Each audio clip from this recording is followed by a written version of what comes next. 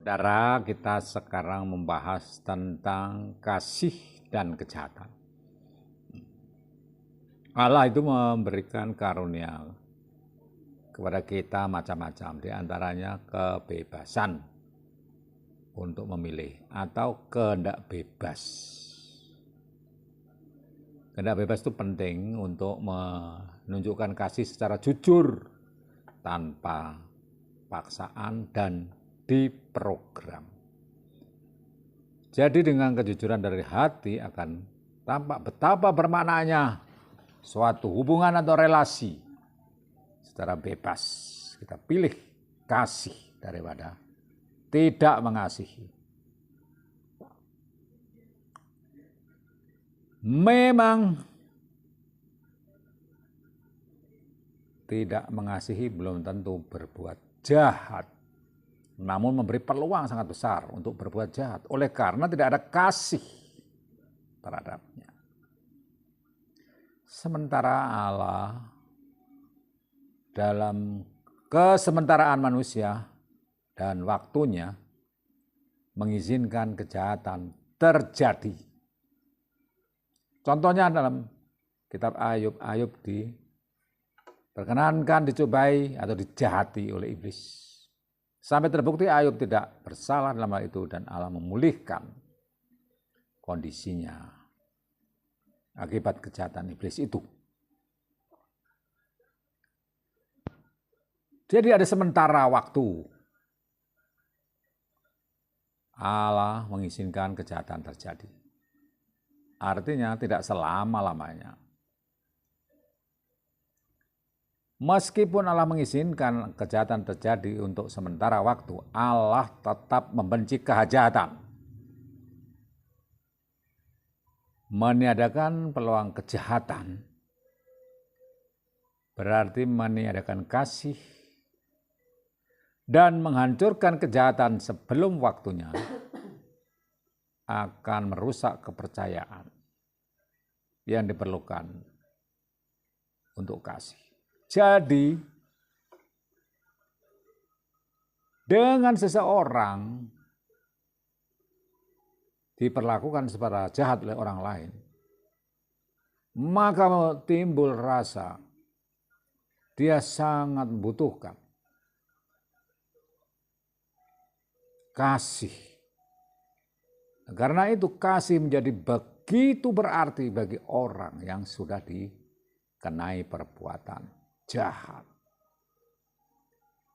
Dan ketika kasih itu ditunjukkan pada orang yang mendapat perlakuan jahat, maka dia akan mendapat kepercayaan, memberikan kepercayaan, percaya diri bahwa dia dikasihi dan mempercayai orang yang mengasihi, pihak yang mengasihi, Allah yang mengasihi.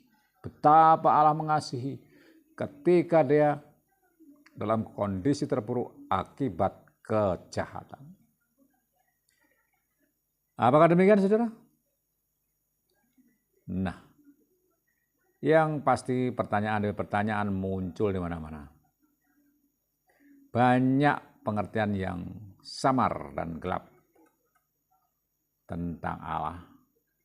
Itu tujuannya adalah supaya bayang-bayang kegelapan dapat diterangi, sehingga kesamaran kegelapan tentang Allah itu dapat diatasi dan bumi dan isinya kembali ke tangan Allah. Oleh karena penyebab kejahatan itu dihancurkan. Nah, bila mana dalam waktu sekejap saja Allah langsung menghancurkan atau dengan kekerasan Allah dapat menghilangkan, meluluh lantakkan semuanya. Hal itu akan sangat berbeda nilainya bila Allah menjalankan semuanya dengan penuh kasih untuk menunjukkan kasih-Nya yang luar biasa. Nah, kekerasan yang digunakan untuk mengatasi segala sesuatu itu berlawanan dengan prinsip-prinsip pemerintahan Allah.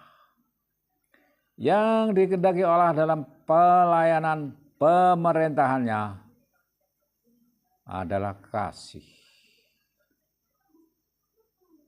Sementara kasih itu mesti tulus keluar dari hati nurani tanpa paksaan. Dan kasih tidak dapat diperoleh dengan kekerasan, bahkan kekuasaan. Cuma kasihlah yang dapat membangkitkan kasih. Mengenal Allah berarti mengasihi Allah. Sifat dan karakter Allah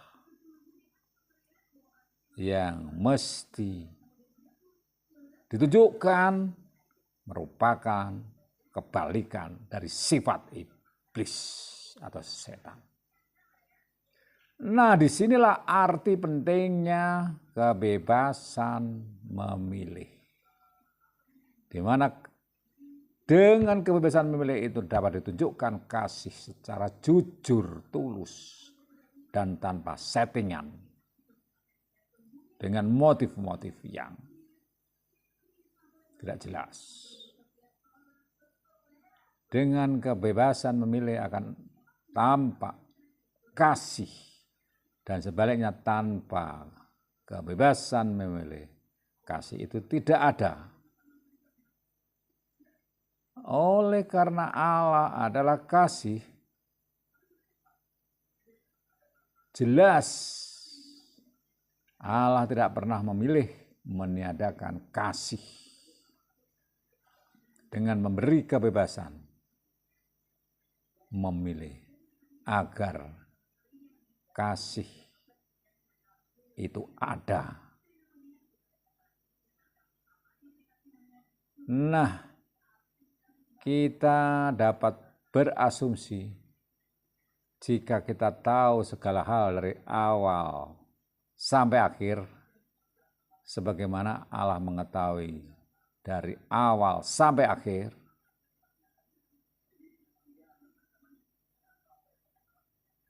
kita juga tidak menginginkan Allah menghilangkan kebebasan kita.